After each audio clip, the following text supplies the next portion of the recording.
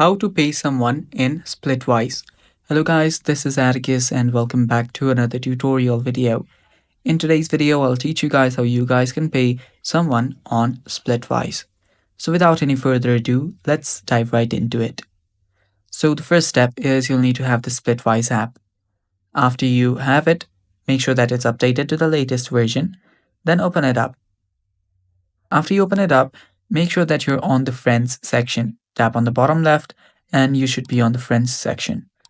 Then you can tap on the friend that you want to settle up with.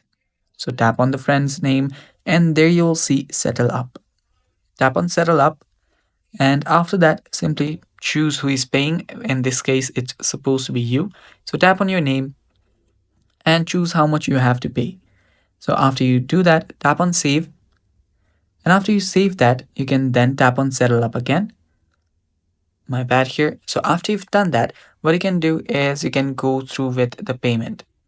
For that payment, all you have to do is choose your payment method, whichever payment method that you basically need. So just go through cash. If you want to pay it from your cash, you can directly go ahead and record that payment. So you can go here, you can, delete it after you've done. So this payment was added using record a payment, as you can see there. So you can settle it up here. You can remove this and, simply minus the amount that you've done.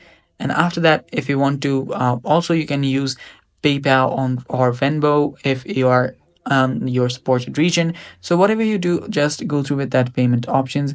And yeah, Splitwise doesn't actually transfer money. It's just for tracking expenses and payments. So you can simply see how much you have left to pay someone. Then go ahead and delete that payment after you've done that. And yeah, that's basically how you do this. And that's all for today's video. Thanks for watching. Stay tuned for more and bye bye.